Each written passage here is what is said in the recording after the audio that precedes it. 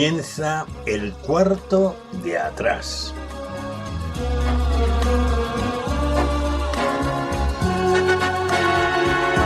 El cuarto de atrás es un tiempo para conversar entre amigos acerca de temas que nos importan. No pretendemos dar sentencias ni valoraciones especializadas, sino aportar las opiniones de personas como tú que se detienen a pensar en asuntos importantes que ocurren en nuestro mundo. El cuarto de atrás abre sus puertas durante una hora para tratar temas de actualidad desde una perspectiva diferente, la mayoría de las veces en tertulia, aunque de vez en cuando también entramos en un tiempo más íntimo y en vez de tertulia es una entrevista. En todo caso, nuestro acercamiento a la actualidad procuramos siempre que sea en perspectiva cristiana, porque esta es una emisora cristiana. Acompañamos el tiempo del cuarto de atrás, o más bien lo sazonamos con 2 o 3 breves pizcas de adobo musical. Preferimos temas de la gran música, también llamada clásica, aunque de vez en cuando escuchamos música de otros estilos y épocas, pero música que agrada escuchar, que motiva, que estimula, ya lo verás. En nuestra tertulia no tratamos de política ni de deportes, porque ya se abordan extensamente en el resto de las tertulias e informativos de todo tipo. Tampoco lo hacemos sobre la vida social de los famosos, aunque citemos a alguna persona tratando de un tema o de una noticia.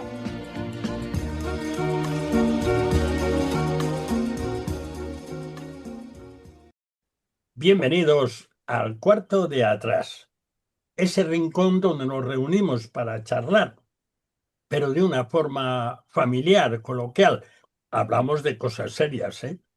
Pues comenzamos nuestra tertulia semanal y hoy trataremos un tema muy serio. Bueno, no tratamos temas de broma nunca, pero el tema de hoy es cuidados paliativos.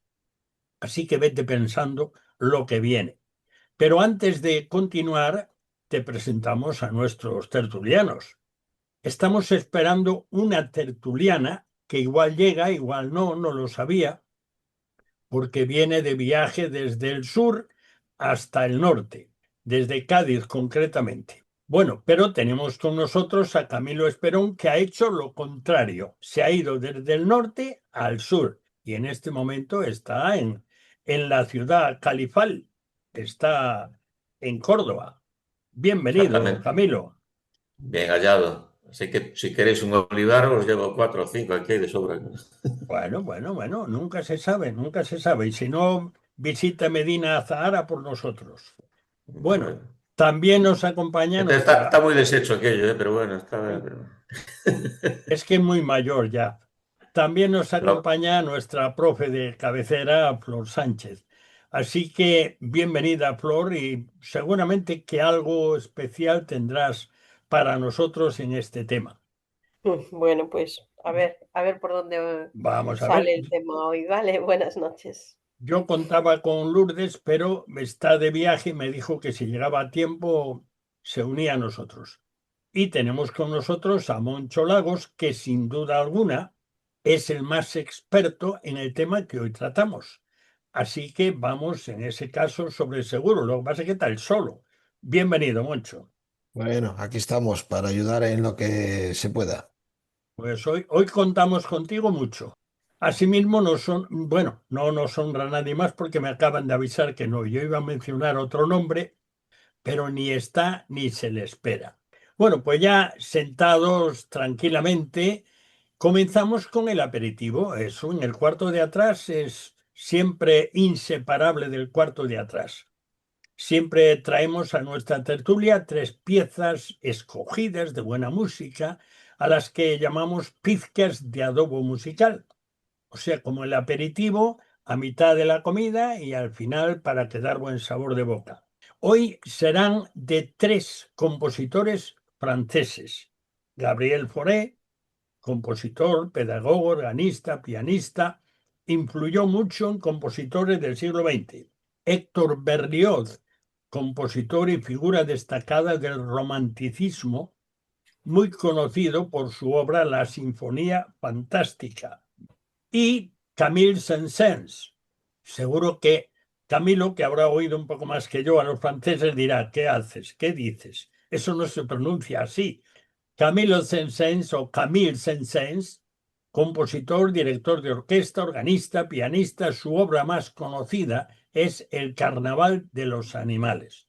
Aunque la verdad es que la protagonista del adobo musical será una violinista española que ya pasea su fama por auditorios de todo el mundo y es artista exclusiva de la famosa Deutsche Grammophon, la granadina María Dueñas. Solo tiene 22 años, violinista y compositora y española y andaluza. En 2021 ganó el primer premio en el concurso Yehudi Menuhin, un concurso de ámbito mundial, en la categoría senior. Es considerada la violinista española con mayor proyección a nivel internacional y una de las mayores promesas a nivel mundial de su generación. Ser invitada, y lo está siendo, repetidamente por la Orquesta Filarmónica de Viena es otra prueba de ello. Y vamos ya con la primera pizca de adobo musical. Se trata de la famosa canción de Gabriel Fauré,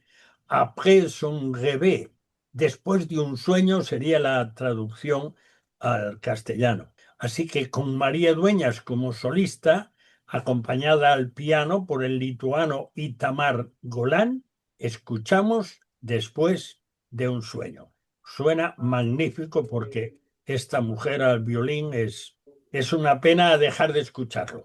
Son 3 minutitos, pero vale la pena saborearlos. Vamos a escuchar.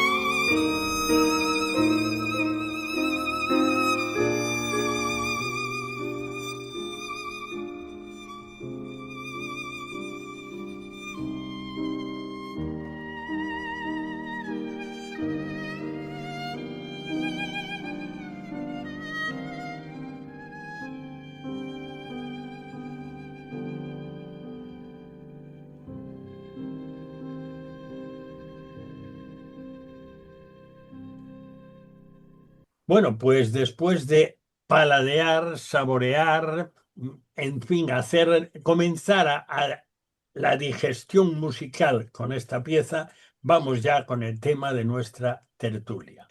La tertulia del cuarto de atrás hoy se titula Cuidados paliativos. Y aunque seguro que Moncho sabe mucho mejor definirlo, pero yo me he anotado una definición, es un poco larga, pero es muy importante porque nos va a tocar a todos. Así que es importante garantizar a los pacientes la atención que merecen en momentos como los del final de su vida o si la curación ya no es una opción, logrando la máxima calidad de vida y actividad en los pacientes terminales sin intentar acortar ni alargar la vida, procurando el alivio del dolor y otros síntomas estresantes. Además, integran los aspectos psicológicos y espirituales en la aplicación de los cuidados, considerando activamente a la familia del paciente tanto durante como después del proceso en el duelo. Y bueno, yo voy a preguntaros, yo sé que lo habéis mirado ya un poquito, pero voy a preguntaros, naturalmente, empezando por Moncho, porque es el más especializado, si estáis de acuerdo con la definición. Moncho, ¿tú estás de acuerdo con esta definición? Pues me parece una definición muy completa y muy acertada de lo Ujú. que es los cuidados paliativos, porque toca temas básicos en cuidados paliativos, como es la calidad de vida de un paciente en un proceso terminal o en una enfermedad grave. Pensar que también no solamente el paciente tiene un componente físico que su cuerpo está padeciendo, sino que también tiene un componente emocional o psicológico y un componente espiritual que también hay que tener en cuenta en esa atención de calidad. Y también su entorno familiar. Es muy importante hacerlo partícipe y también, digamos, garantizar cómo van a llevar esos familiares cercanos todo este proceso. También dentro de los cuidados paliativos, la familia debe ser atendida con unos cuidados de calidad. Así que yo creo que engloba esa definición aspectos fundamentales de lo que se consideran cuidados paliativos. Flor, tú desde tu conocimiento de psicología principalmente, ¿qué te parece la definición o el tema? Bueno, la definición a mí me parece bastante correcta porque realmente las personas, voy a empezar por ahí, las personas son seres complejos que tienen muchas dimensiones, ¿vale? Tiene la dimensión física que tiene que ver con el cuerpo, el estado físico, la dimensión emocional que tiene que ver con los sentimientos, las emociones, la cognitiva que tiene que ver con la mente, lo social que tiene que ver con lo familiar y las relaciones que establece en su entorno y por último la espiritual. Entonces, a mí la definición me parece bastante correcta. Ahora entiendo que a lo largo de la noche entraremos en más concreto en las cosas, ¿no? Pero Ujú. obviamente atender de forma integral a la persona, que son todas estas dimensiones, es lo importante para poder ejercer efectos paliativos, ¿no? O sea, para poder atender en los últimos momentos de vida terrenal a una persona. Camilo, ¿a ti qué te parece el tema y esa definición que naturalmente no la tendrás memorizada? Pero adelante, Camilo. Yo te veo ahí parado como... Hombre, después de lo que ha dicho Moncho, como para añadir yo algo, ¿no? ¿Eh? Ahí sí.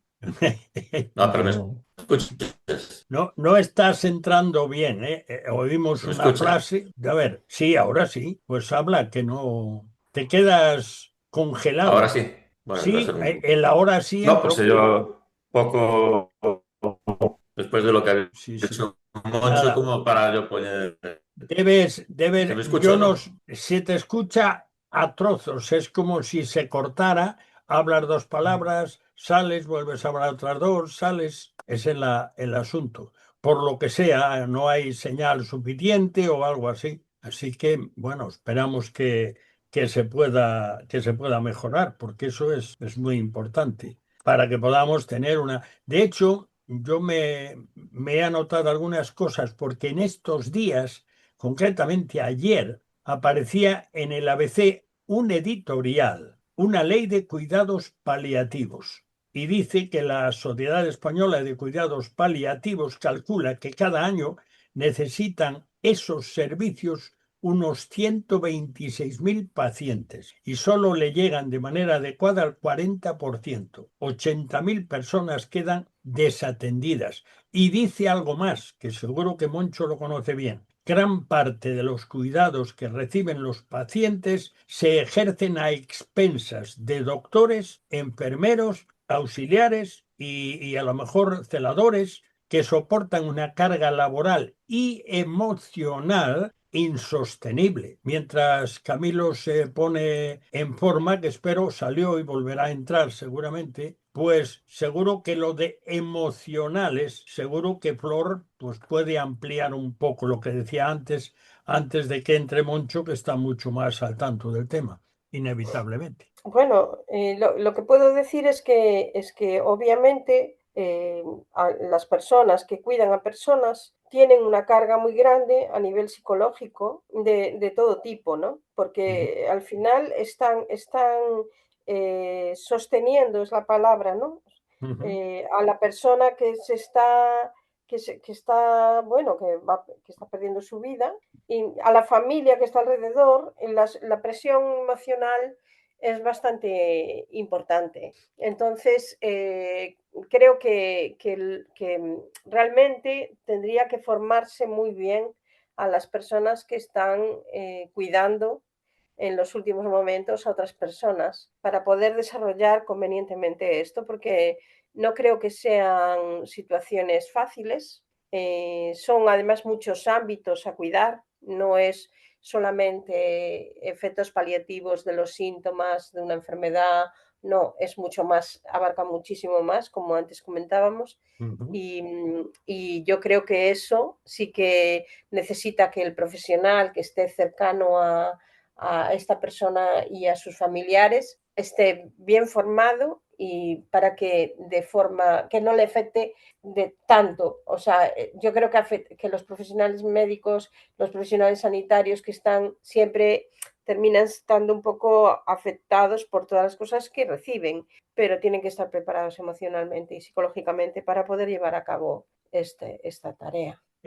Moncho, aquí una cosa que yo leía al final, el artículo es más largo, pero es curioso que se lea un EBC y en El Mundo, que fue el artículo que yo tomé principalmente, Ujú. también salió y también salió en Protestante Digital.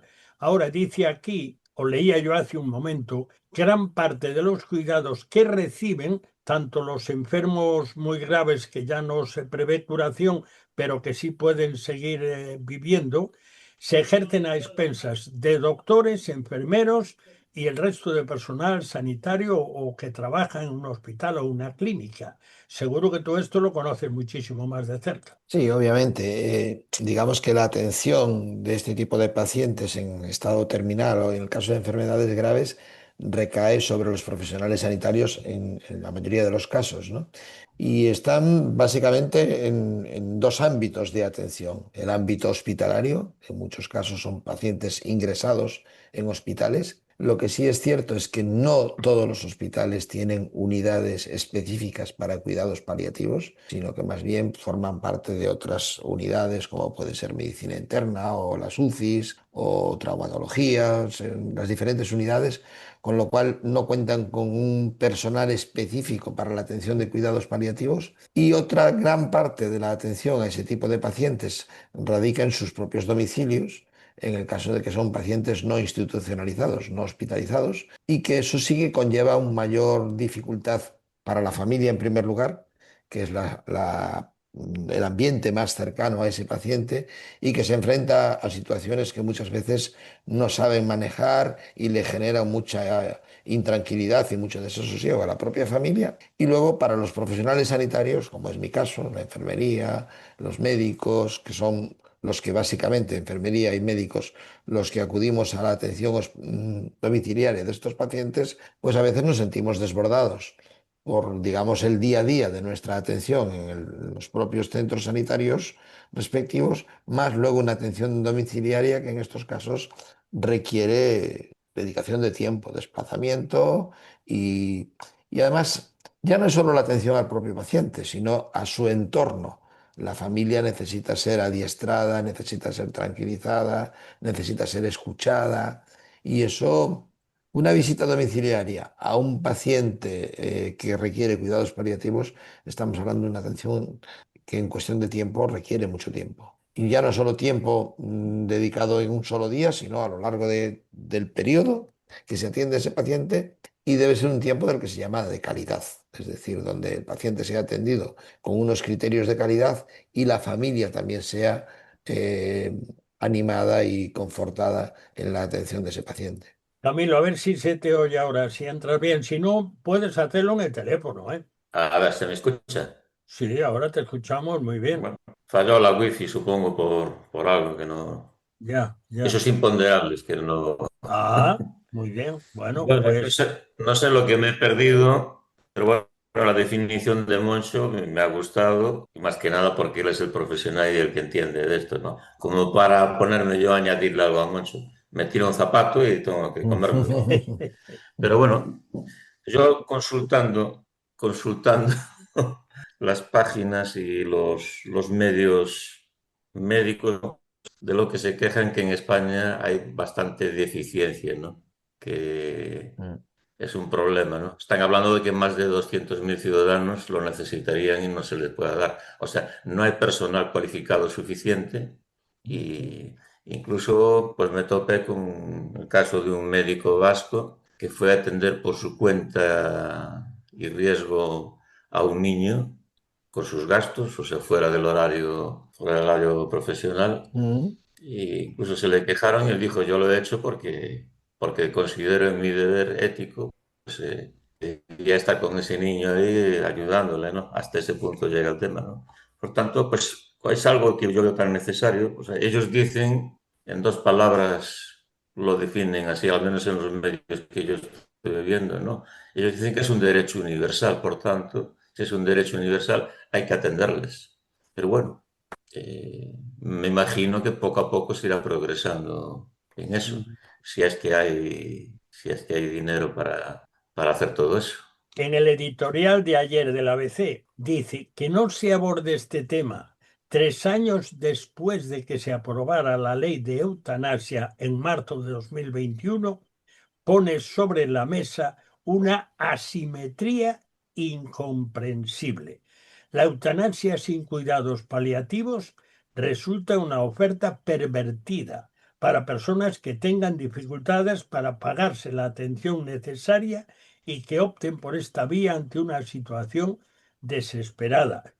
Que además, y creo que esto no sé si se ha mencionado suficientemente, no solo es el hecho de alguien que está muriéndose, digamos, está ya, no es irreversible la situación, pero dura un tiempo, sino que también las personas que tienen una dolencia muy grave, que no pueden tener una vida activa ni nada parecido, pero pueden seguir viviendo mucho tiempo o bastante tiempo o algún tiempo recibiendo los cuidados adecuados. Así que esto, por una parte, requiere personas que lo puedan hacer, es evidente, y requiere, creo yo, preparación, requiere un saber, ¿y qué hago yo? ¿Y qué hago yo? Bueno, pues eso. A mí me pareció escuchar en una ocasión a Moncho cuando tocamos un tema parecido, de que se estaba abusando, Moncho, tú confírmame el tema, ¿no? Y explícame si eso entra dentro de lo que tú consideras cuidados paliativos, ¿no? Creo que he escuchado en aquella tertulia que tú decías que se estaba abusando mucho de la sedación. ¿Qué nos puedes decir de ese tema? Sí, a mí es un tema que me sigue preocupando y siempre me ha preocupado. Y yo distinguiría esos dos conceptos que tú los has dicho muy bien. Una cosa es el cuidado paliativo y otra cosa es la sedación paliativa, que a veces son complementarias y a veces la sedación es el proceso terminal de un cuidado paliativo, ¿no? Generalmente un cuidado paliativo, cuando va abocado hacia un término de vida, dentro de lo que es buscar el alivio del dolor, sobre todo, o de la dificultad respiratoria o de un sufrimiento pues inaguantable, requiere una sedación para que ese paciente, digamos, que termine su vida en una situación de tranquilidad, ¿no? y de paz. Pero hay que saber muy bien cuándo es el momento de esa sedación. Y para mí, en algunos lugares se ofrece esa sedación mm, a destiempo, diría, no sé si es la palabra, pero bueno, sí que siempre se busca. Yo he ayudado un poco a tomar una decisión a una familia que recientemente ha tenido que tomar esa decisión, y siempre se busca el consentimiento de la familia, pero a veces la familia va mediatizada por lo que se le dice que es el sufrimiento de ese paciente. Es una decisión difícil y donde tienen que entrar varios componentes, ¿no? Pero yo no lo tomaría a la ligera, pensando sobre todo en que nosotros no somos quienes para cortar una vida. El Señor es el dador y el que quita la vida, y a veces acelerar un proceso no está en nuestras manos. Sí está en nuestras Pero manos el. ¿quieres decir que eso se le podría llamar muerte asistida o no? No llegamos a tanto, ¿no? Quizás no llegamos a tanto, pero yo entiendo que hay ese deseo, digamos, de un sufrimiento innecesario por parte de un paciente, pero también hay que respetar los tiempos de una vida. Y nosotros creo que no somos quienes para acortarla, si somos llamados a aliviar ese dolor, ¿no? Entonces, quizás ahí estamos hablando de estar en el alambre, ¿no? De decir dónde estamos acelerando la muerte o dónde estamos Mm. eh, aguantando una muerte más allá de lo que. No sé si me estáis entendiendo. Sí, sí, sí, sí. Sí, bueno, que ni se trata de alargar inútilmente Innecesariamente. la vida, ni se trata de acortarla diciendo, bueno, que no sufra ya y nosotros tampoco. Y a veces es la propia familia la que pide Sí, eso. sí. Bueno, A ver, hay, eso es un tema complejo, ¿eh? Es muy Es un tema, complejo. sí, es un tema muy complejo porque, a ver, yo que he tenido mi padre que se murió de un cáncer de páncreas y tardó pues 8 meses en morirse, con sufrimiento muy grande, que se le puso morfina durante mucho tiempo, bueno, durante mucho tiempo, cuando le pusieron la bomba de morfina, ¿no? Pero que ni siquiera la morfina le hacía efecto para el dolor, que nosotros no llegamos a tomar la decisión de sedarlo. También hace 28 años que no estaba este tema de la sedación tan promovido como está ahora, ¿no? Tan promovido Mm, como está ahora. mm, Pero bueno, en un momento determinado también tuvimos que tomar la decisión si se le aumentaba la dosis de la morfina o no. Y fue una decisión difícil, mm, porque claro, lo veíamos sufrir y lo que se nos comunicaba desde los médicos, bueno, en este caso el médico de la UCI que nos atendió, es que si se aumentaba un poco más la morfina, pues que no había vuelta atrás, aunque realmente la situación de mi padre no es que tuviera vuelta atrás, ¿vale? Pero sí que fue difícil de tomar esa decisión. sí. Y entonces, bueno, ¿qué pasa? Que claro, hay que llegar a esos puntos. Lo que yo no comparto es que una persona, vale, está sufriendo muchísimo, o se está sufriendo, pero que sabes que el proceso es irreversible, vale, pero no dejar que esa persona también, ahora yo estoy hablando más en el ámbito espiritual, ¿no? Que pueda hablar, que en los últimos momentos, que podamos hablar acerca de Dios. Yo estoy metiendo en este tema porque es fundamental, y ya decidir por esa persona que se seda y ya no sé hasta qué punto. Yo lo veo complejo, una decisión súper difícil y que bueno, que también pienso que las personas que hay alrededor tienen que ayudar a tomar decisiones, pero no tomar la decisión por ellas. Que creo que a veces sí que desde el ámbito sanitario, perdona mucho si me meto un poco con esto, sí creo que se promociona pues este tema. Yo creo que la familia sobre todo requiere un acompañamiento en todo ese proceso, por parte incluso de los profesionales sanitarios, y explicaciones muy claras de cuál es la situación concreta de ese paciente en cuanto a su estado de salud. Al fin y al cabo, la familia tiene que ser consciente de cuál es la situación y tomar una decisión en ese caso. Tampoco se hacen, las sedaciones no se hacen sin el consentimiento de la familia. Pero a veces la familia lo que le faltan son datos. Y entonces necesitan una explicación lo más clara posible de cuál es el proceso de esa enfermedad y a qué conlleva ese proceso. Porque si no, también queda sobre esa familia que Eso tiene, ya. esa familia que tiene que tomar una decisión, pues una carga muy grande de decir, bueno, ¿es el momento o no es el momento? Claro, Porque además lo que tú estás aportando ahí de acompañamiento al propio paciente, e incluso preparación para su muerte, es algo muy, muy necesario también. Y entonces darle tiempo al paciente para preparar para ese momento de partida, incluso con la parte emocional y la parte espiritual que hay que plantear, o creo yo que se debería plantear también, es importante. Ujú. Bueno, El tema es que, sí, vamos a sí, hacer un sí, pequeño perdona. alto porque hemos llegado al Ecuador. Vamos a hacer un pequeño alto porque, bueno, pues así nos sale nuestra media con la música que tenemos preparada. Y si no, ya nos sale todo junto al final. Pero es que el tema da para mucho y ahí estamos con él, claro. Entonces hacemos un alto y introducimos la segunda pizca de adobo musical. Se trata de Reverie y Capricho de Héctor Berlioz, con María Dueñas al violín, acompañada de la Orquesta Sinfónica de Berlín, dirigida por Mikhail Gertz. Así que escuchemos Reverie y Capricho al violín de María Dueñas, pero compuesta por Berlioz. Escuchamos.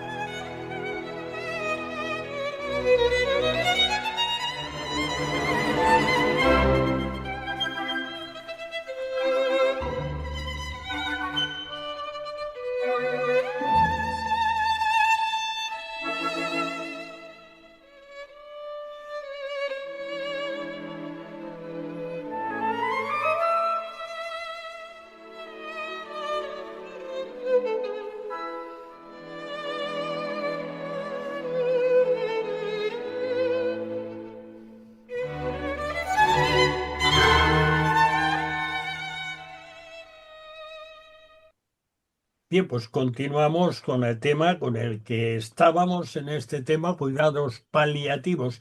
Y Camilo estaba empezando a hablar y yo le corté su intervención, así que suéltate ahora, Camilo, por favor. Me aplicó la eutanasia y en frío, así, sin anestesia. Pero bueno. La silenciasia.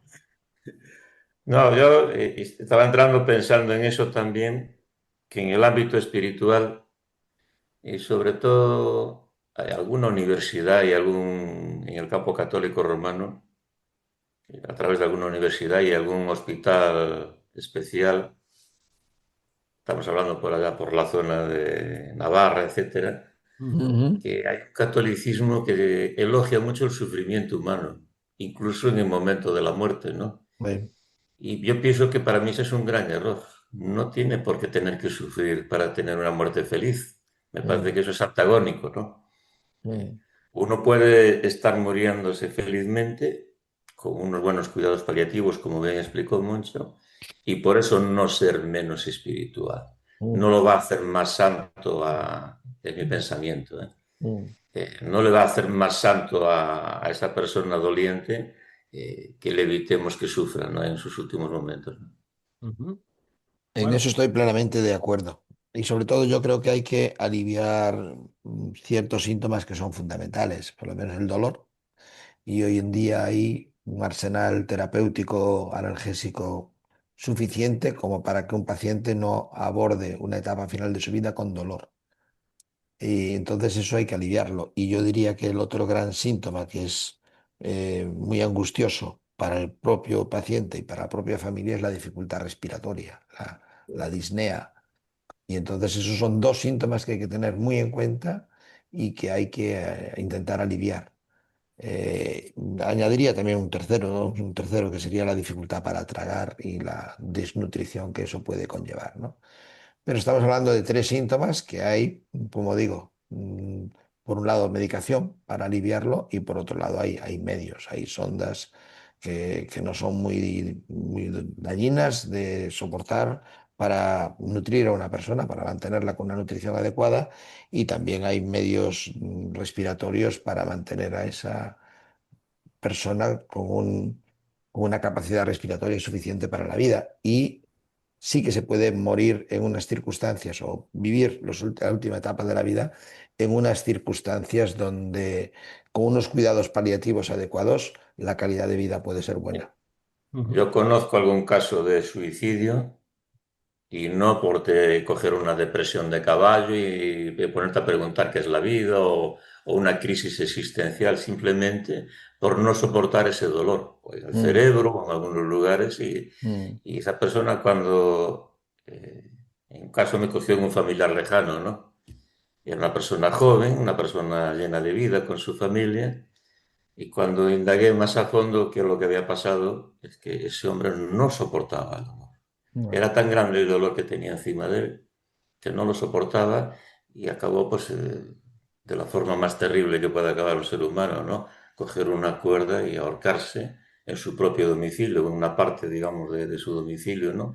Para que su familia tuviese que encontrarse con ese tema, ¿no?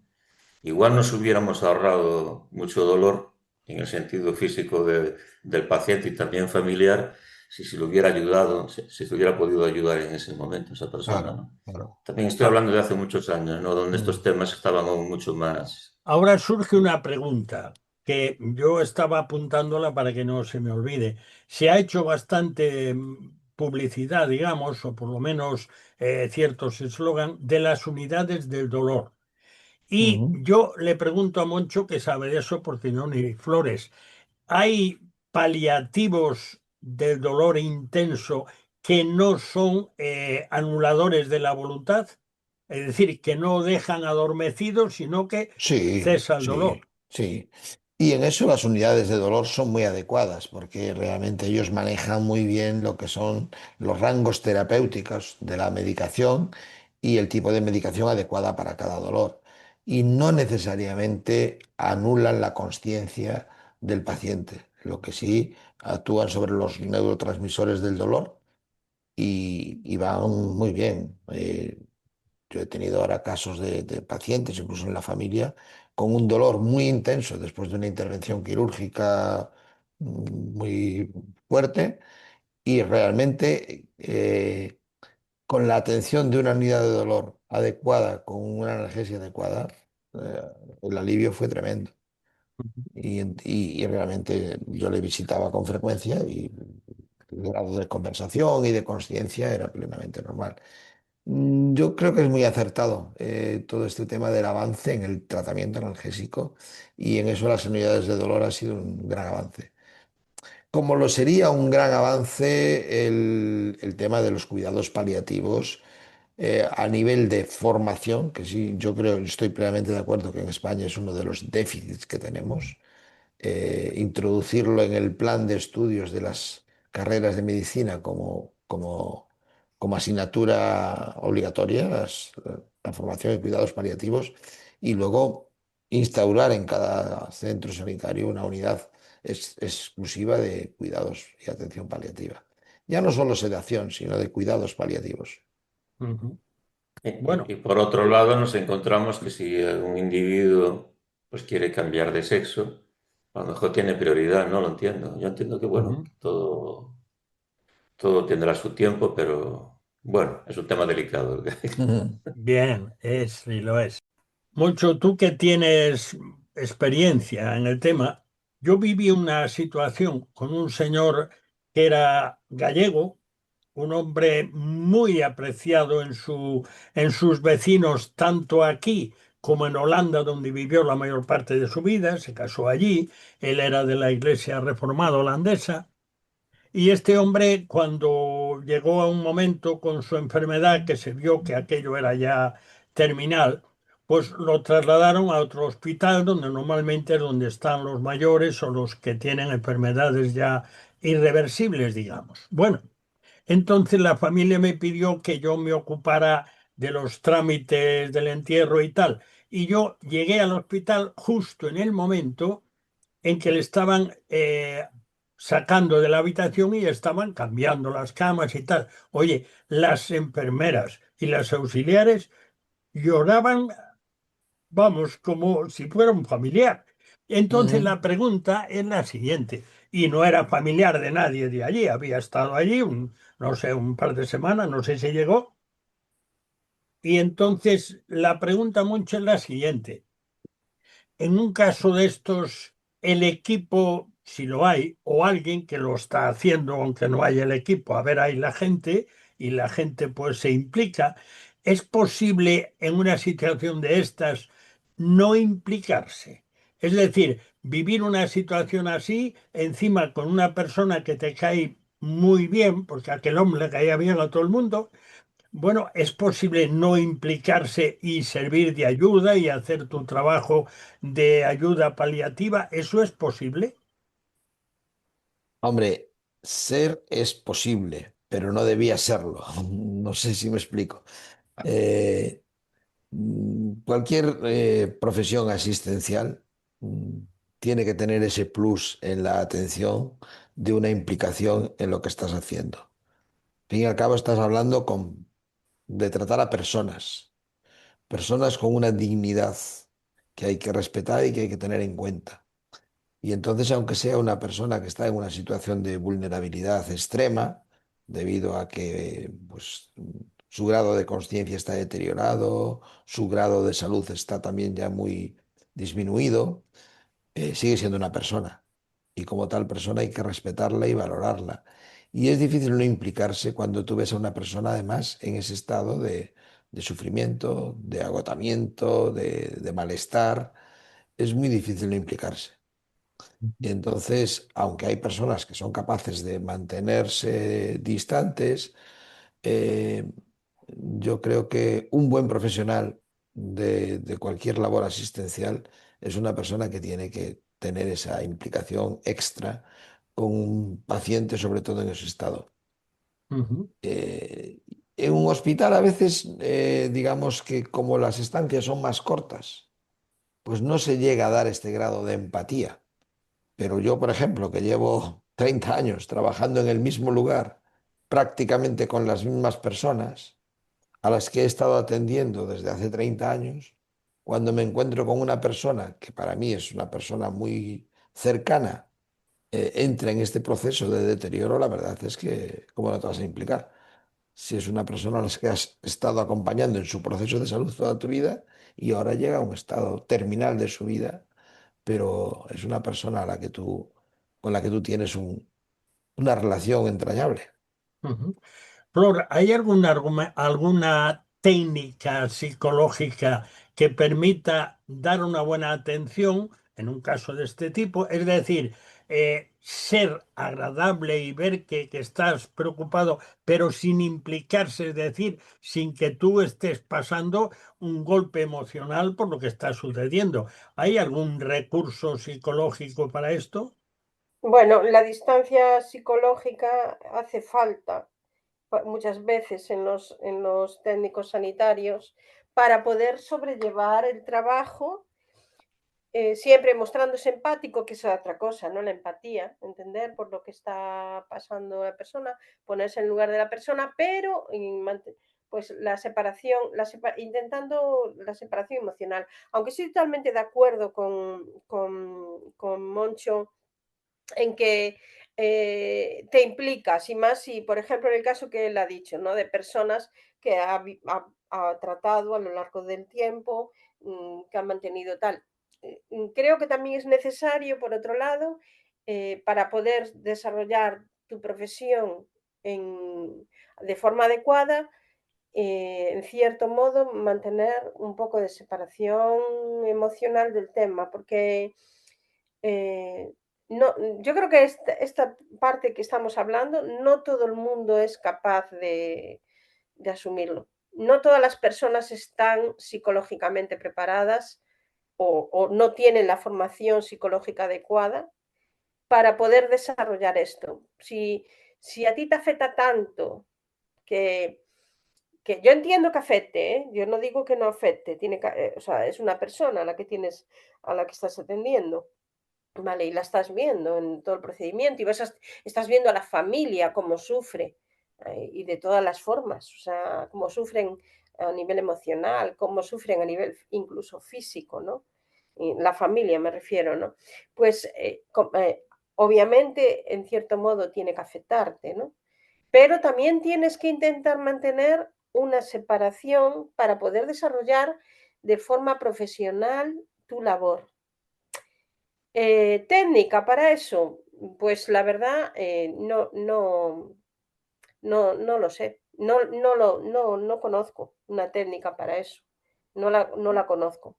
Sé que, por ejemplo, muchas personas que están trabajando en el ámbito sanitario se muestran, fríos, ¿no? Es decir, para intentar mantener la distancia del, el paciente y el facultativo, por ejemplo. ¿Para qué? Para que eso no les afecte tanto que luego no pueden desarrollar su labor. Ujú. Quizás de esto, Sí, Moncho sí que puede hablarte más, porque es quien está ahí yo más. creo que la desconexión debes hacerla en el momento en que tú terminas tu turno de trabajo o tu horario de trabajo y no llevarte ese problema para casa. Eso sí es cierto. Porque si te llevas ese problema para casa y te sobrecarga, entonces ya es donde entramos en un problema personal serio, ¿no? Ahora, yo cuando hablo de de implicarse, hablo de implicarse en la atención puntual de ese paciente cuando tú haces una visita a su domicilio, como en mi caso, o cuando tú en el hospital, en tu turno de trabajo, entras en la habitación de ese paciente a prestarle una labor, a cambiarle un suero, a ponerle una medicación o a hacer una cura de una úlcera por presión.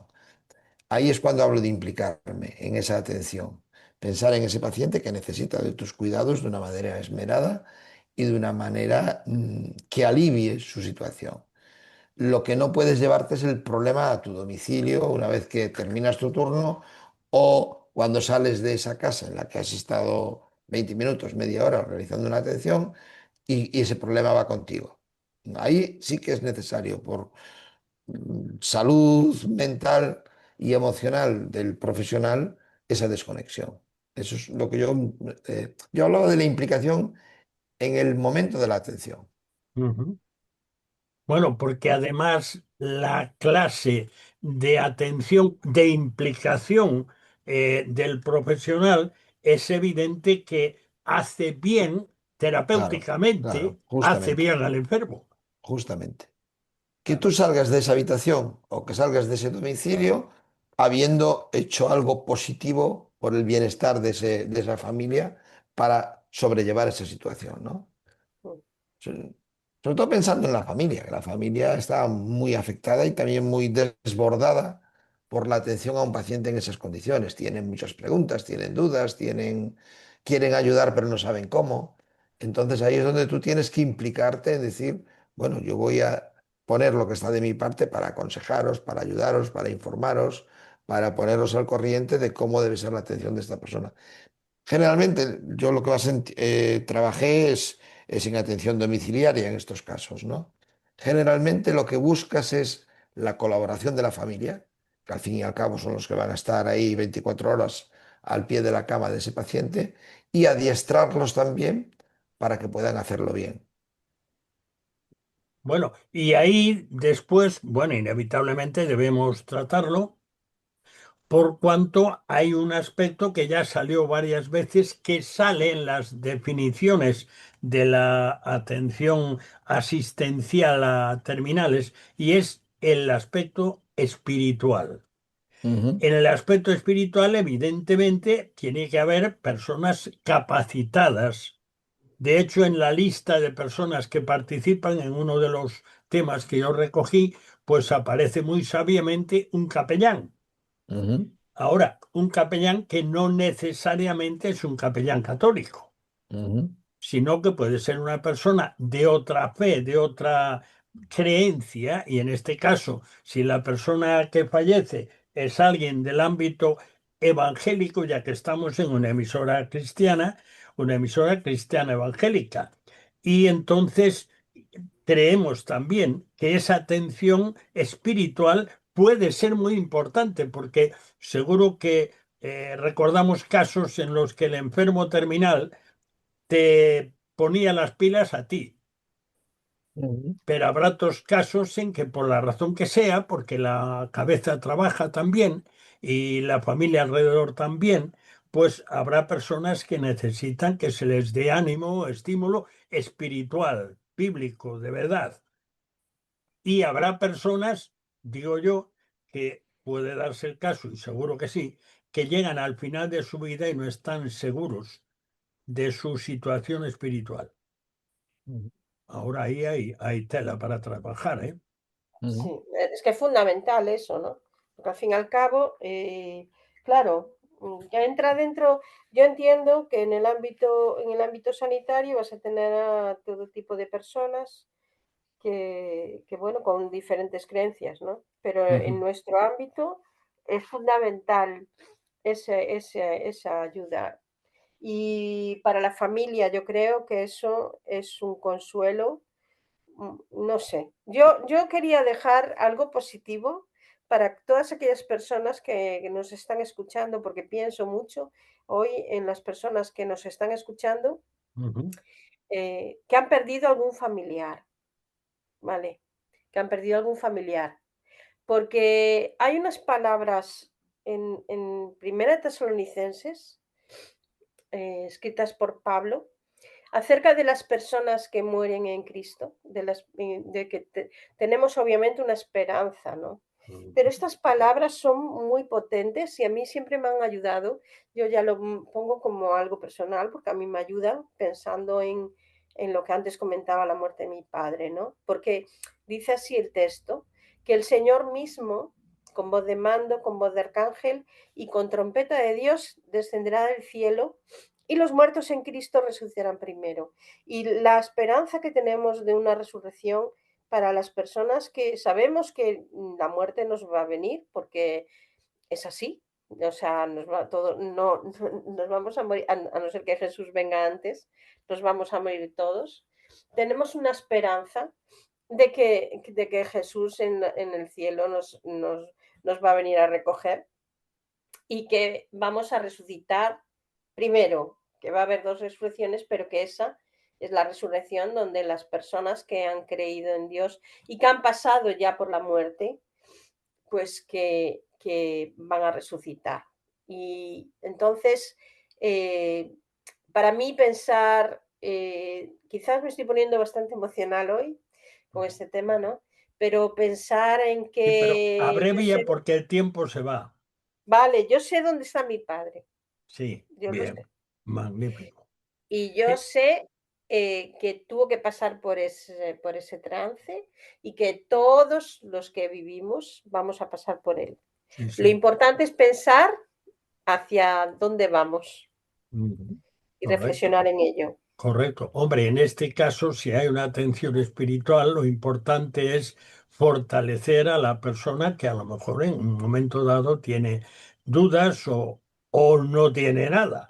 Mucho más razón todavía. Pero en fin, nuestro tiempo ha dicho que ya hemos llegado y yo lo siento porque esto estaba corriendo de una manera estupenda.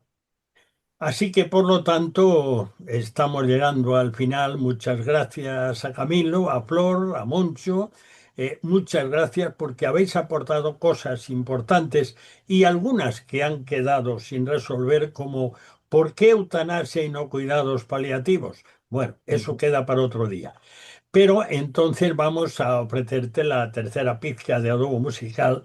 Es una pieza breve, 1 minuto 43 segundos, pero esto en el violín de María Dueñas es una gozada. El Capricho Andaluz de Camille Saint-Saëns, interpretado por María Dueñas al violín, acompañada de la Orquesta Sinfónica de Berlín, dirigida por Mijail Gertz. Escuchemos, es una preciosidad de pieza o de interpretación de María Dueñas.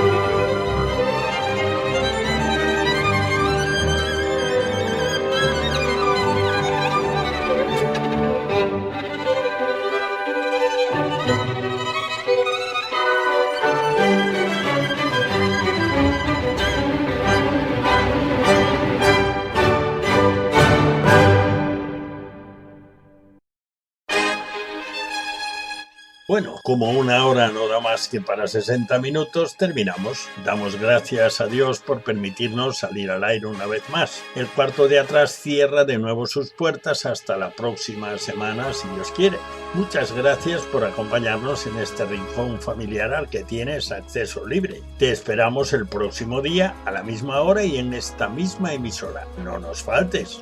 Dios te bendiga. Te habló Daniel Baruja.